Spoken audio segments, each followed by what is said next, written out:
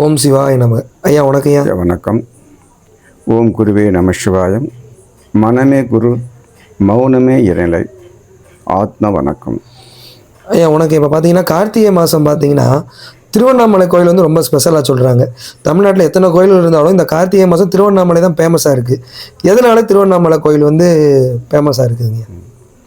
அந்த திருவண்ணாமலை அந்த மலையை வந்து அந்த இடத்துல தான் அந்த தீப்பிழம்பு உருவானதாகவும், அதாவது பிரம்மாவும் விஷ்ணுவுக்கும் காட்சி கொடுத்த இடம் அந்த இடம். அப்படிங்கும்போது அந்த இடம் வந்து மக்களுக்கும் எங்களுக்கு காட்டின மாதிரி மக்களுக்கும் நீங்கள் பிரசன்னமாகணும்னு சொன்ன உடனே அந்த மலையாக இருந்து அந்த சிவன் காட்சி கொடுக்குறாரு. அப்போது அது ஒரு காலத்தில் வந்து அது வந்து பொன் நிறமாக தங்கமாகவும், அடுத்து செம்பாகவும், அடுத்து பவளமாகவும், இன்றைக்கி ஒரு கல்லாகவும் அப்படின்னு சொல்லி ஒவ்வொரு யுகத்தில் ஒவ்வொரு மாதிரியாக இருக்குது அப்படின்னு சொல்லி நம்மளுடைய பெரியவங்க ஒரு புராணத்தில் சொல்லியிருக்காங்க.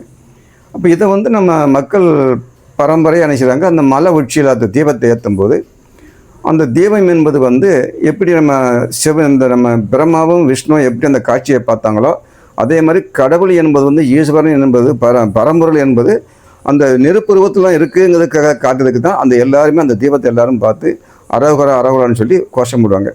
அப்போ எல்லாருமே அந்த தீபத்தை பார்த்து அந்த எல்லாரும் வீட்டில் தீபத்தை ஏற்றுவாங்க. அப்படிங்கும்போது இது வந்து கார்த்திகை தீபம் என்பது அந்த திரு அண்ணாமலையில் தான் அதை முத வச்சு வச்சுருக்காங்க. அந்த திரு அண்ணாமலை தீபம் தான் இப்போ எல்லா இடத்துலையும் அது பிரபலமாகி அப்போ எல்லா கோயில்கள்லையும் அந்த சொக்கப்பன் அப்படின்னு சொல்லி கொடுப்பாங்க. அந்த சுடர் அங்கே இறஞ்ச உடனே இவங்க எல்லாருமே கொண்டாடுவாங்க. இப்படி கொண்டாடும்போது ஒவ்வொரு கோயிலையும் வந்து அதை பார்த்துக்க மூலஸ்தானத்தை அடைச்சிடுவாங்க. மூலஸ்தானத்தை அடைச்சாச்சுன்னா ஏன்னா அந்த சிவன் வந்து அங்கேருந்து வெளியே வந்துடுறாரு, காட்சிக்கு வந்துடுறாரு. அப்போ உள்ளுக்குள்ளே இல்லைன்னு அர்த்தம்.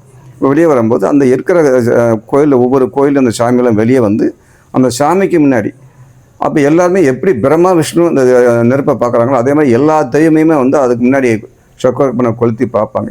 அப்படி பார்க்கும்போது இந்த பனை மரத்து அளவுக்கு நிப்பாட்டி ஓலைச்சி தட்டி வரும்போது அது என்ன செய்யும், சடன்னு போய் அப்படியே சிதறும்போது அந்த சிவலிங்க காட்சி இப்படித்தான் எல்லாத்துக்கும் கிடைச்சது அப்படிங்கிறது தான் அந்த கண்ணுட்டு பார்க்க. அப்புறம் மற்ற மாதிரி சிவன் வந்து இப்படி அந்த மாதிரி ரூபத்தில் அதெல்லாம் கிடையாது. அந்த நெருப்பு ரூபத்தில் பார்த்ததுக்காக தான் அது இன்றைக்கும் அதை நம்ம ஏற்றி காமிக்கும். இதை மக்கள் எல்லாருமே பார்த்து அதை அந்த நெருப்பு ரூபத்தில் சிவன் இருக்கிறாருங்கிறத கண்ணுக்காக தான் இந்த மாதிரி தீபத்தை ஏற்றிக்கிட்டு இருக்காங்க.